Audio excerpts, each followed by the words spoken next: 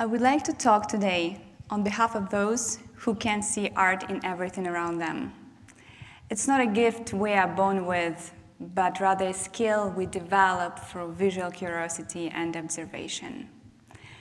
A puddle of milk spilled on the floor in a work environment maybe reveals just a mess that needs to be cleaned up, or a composition of geometric forms that evokes suprematism. A pile of cardboard boxes, maybe just a part of studio assignment left for a classmate, or maybe a deconstructed version of David, reinterpreted and reimagined with cubes.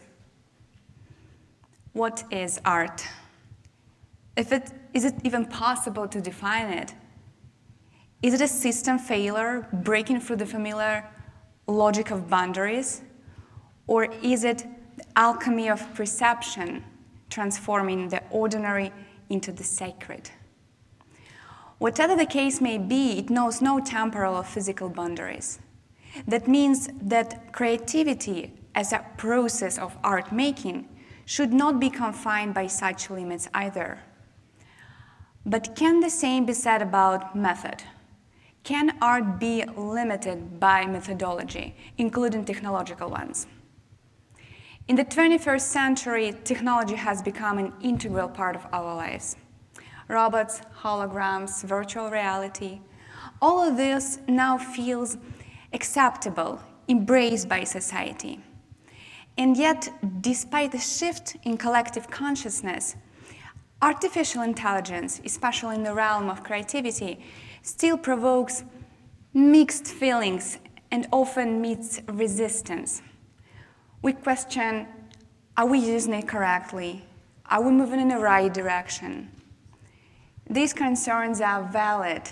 History has shown us that even the best intention could lead to unforeseen consequences, especially when technology touches the foundation of human existence: culture, art, identity. The Industrial Revolution made art more accessible, but at the same time contributed to the decline of handcraft, altering our perception and the value of traditional skills. Once I witnessed someone who genuinely respects art present AI as a destroyer of aesthetics, argued that artificial intelligence devalues the authenticity of art, creates simulations devoid of uniqueness, dulls our creative faculties, and takes over our role in this process. No one offered a different perspective at that time, and yet it exists. After several years of studying architecture, now I see the creation of an object or the development of a space, a site, as a multi-layered process, an interplay of disciplines.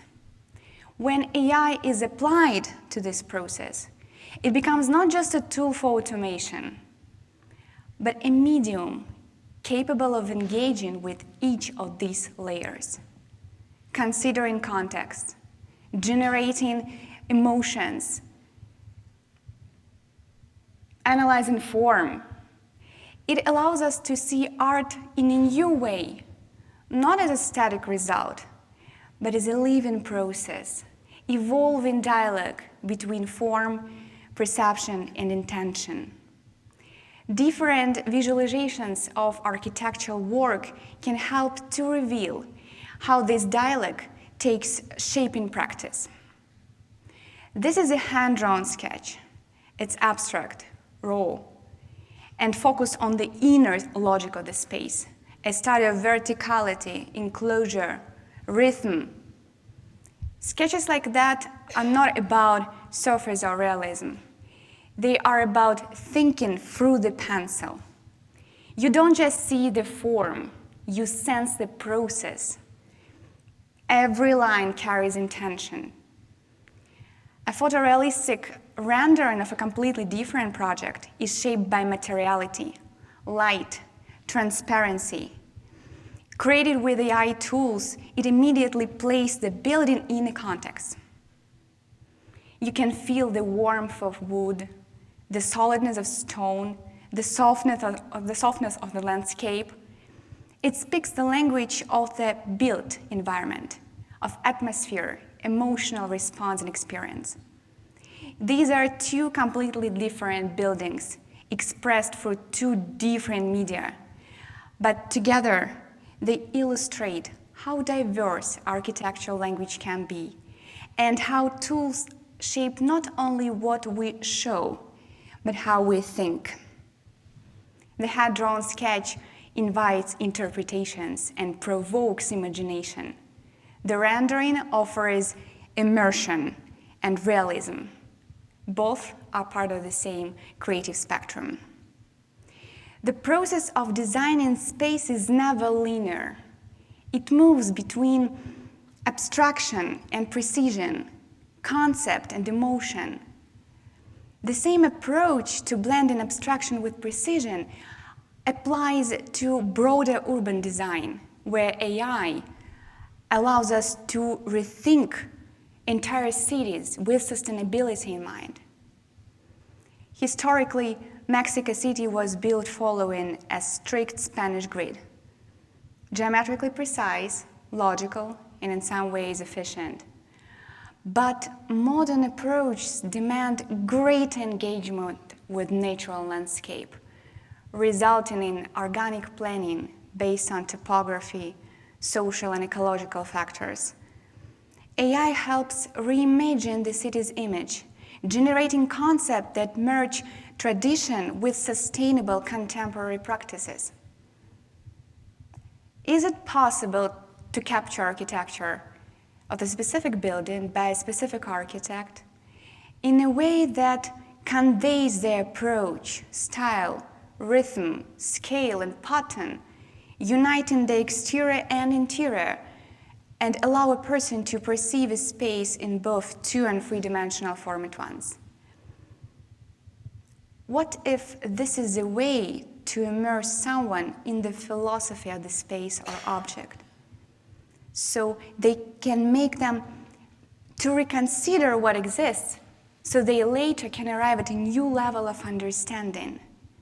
What if is a request from human beings. We always learn from the past, but we can do so differently, and we can arrive at different results.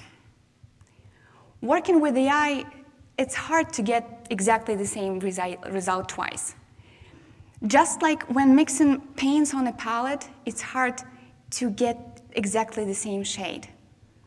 AI is about variability, unexpected solutions and perspectives, happy accidents when oops happens, something that artists admire so much. It doesn't take away my role as an artist. It's a tool, like a pencil, a brush, a camera, computer graphics. We've already gone beyond just making images from descriptions.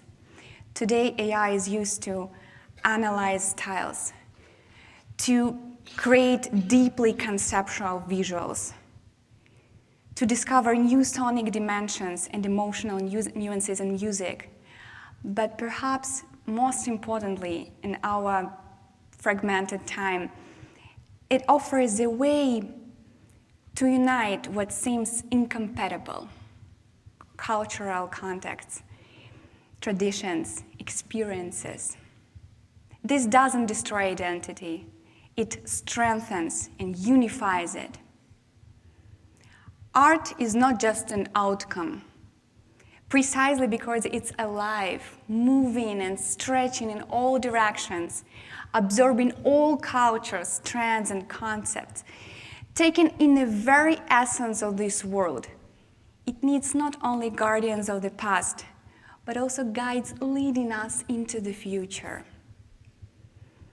We are not faced with the choice between human or machine. In creativity, we are in front of the opportunity to unite what we have created, AI, and who we are, human beings. Thank you.